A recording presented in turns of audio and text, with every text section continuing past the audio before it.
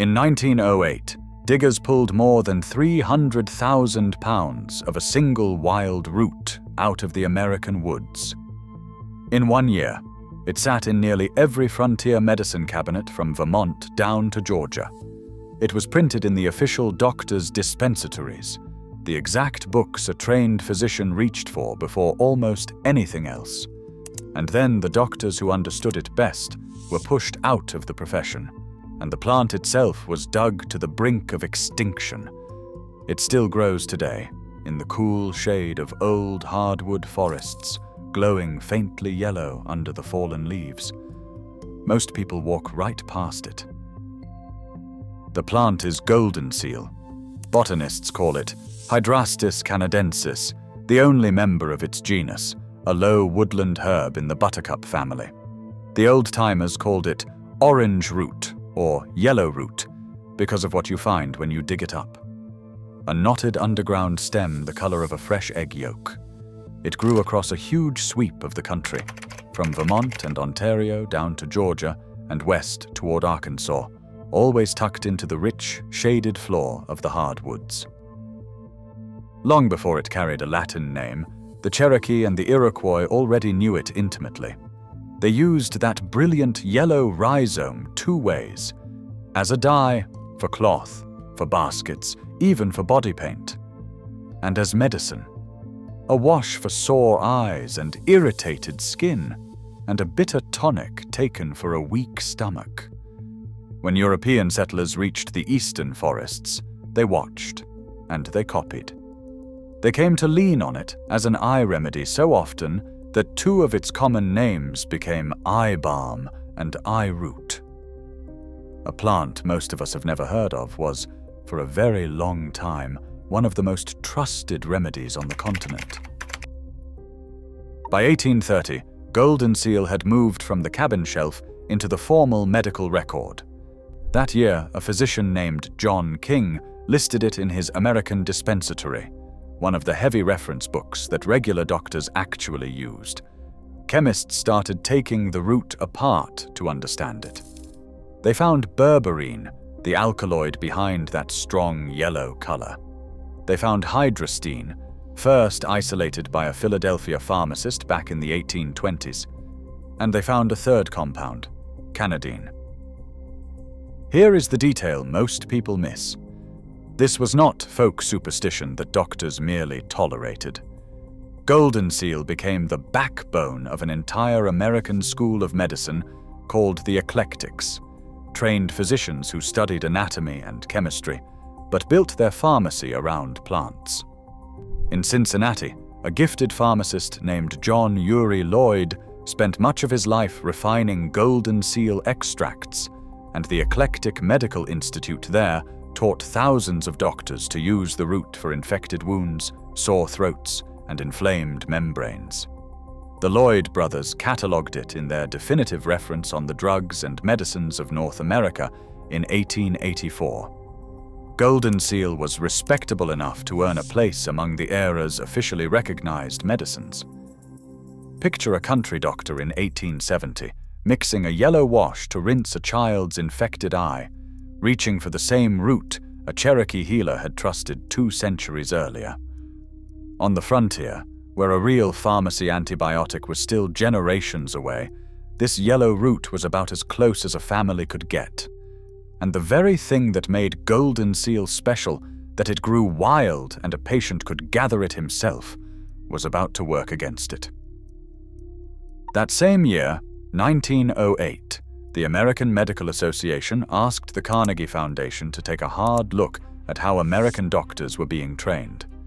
They handed the job to a man named Abraham Flexner. Flexner was not a physician.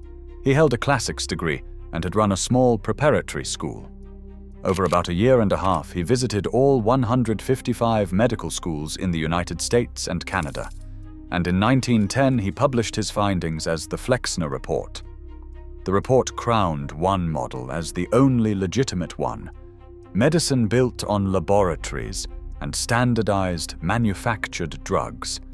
It singled out the botanical and eclectic schools for poor laboratories and thin hospital training.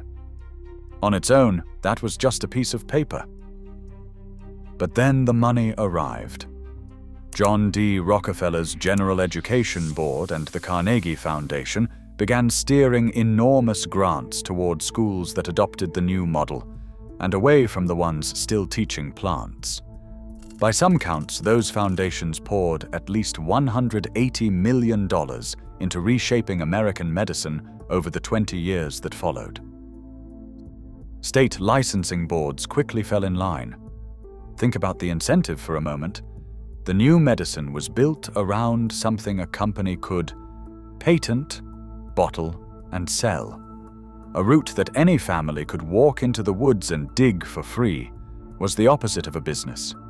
You would think the eclectic doctors would have had powerful defenders. They did not. The number of medical schools in the country fell from around 160 in 1904 to 66 by 1935. In 1934, the head of the Eclectic Doctors Association admitted the bind they were in, that they could either be absorbed by the dominant group and lose their identity, or hold on to their independence and slowly fade. Within 5 years, fading is exactly what happened.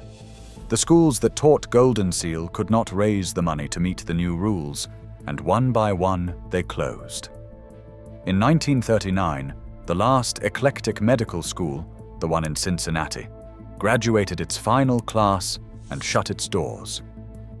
The tradition that had championed this plant for a century was gone. But this was never only about a few medical schools in Ohio. While the doctors who respected Goldenseal disappeared, the digging in the forest never slowed for a day. If anything, it grew worse. The young supplement industry rediscovered the root and put it back on the shelf, often packaged with echinacea for colds and flu. The wild plants paid the bill. Back in 1905, the country was already pulling somewhere between 200,000 and 300,000 pounds of Goldenseal root out of the woods every year, and the plant was visibly thinning even then. Generations later, it had not stopped. A survey by the American Herbal Products Association found that between 1999 and 2010, harvesters were still digging an average of about 63,000 pounds of dried root a year. Think about what that number really means. At roughly 500 roots to a dried pound, that comes to more than 30 million wild plants destroyed every year. And that figure only counts the diggers who bothered to answer the survey. Goldenseal cannot take that kind of pressure. It grows slowly, it lives a long time, and it sets very few seeds, so a picked-over patch can take many years to recover, if it ever recovers at all. Researchers who tracked harvested patches found that pulling the biggest roots, the ones diggers want most, strips out exactly the mature plants a population needs to rebuild. Every easy harvest makes the next one harder. This next part rarely gets told. In 1997, the United States itself backed a proposal to place Goldenseal on Appendix 2 of the International Endangered Species Treaty, known as CCITES, so that today you need a federal permit just to ship it out of the country. The conservation group United Plant Savers lists it as at risk. The Global Red List calls it vulnerable. It is now considered endangered or threatened in states from Connecticut and Vermont to Georgia and Minnesota. And the price has told the same story, climbing from about $18 a pound in the early 1990s to as much as $400 a pound at the retail counter today. The same bright yellow that made it precious is what helps a digger spot the last few plants in the leaf litter. So where does that leave you, out walking an old hardwood forest some morning in spring? Goldenseal is not hard to recognize once you know it. Look in rich, moist shade under the big trees for a low plant with a pair of broad, deeply lobed leaves on a forked, hairy stalk, topped by a single greenish-white flower with no real petals, and later a lone berry that looks like a small red raspberry. Scratch the soil at the base and you will see the giveaway. That knot of root, the color of an egg yolk. And here is the part that matters most today. The most useful thing you can do with a wild stand of Goldenseal is leave it standing.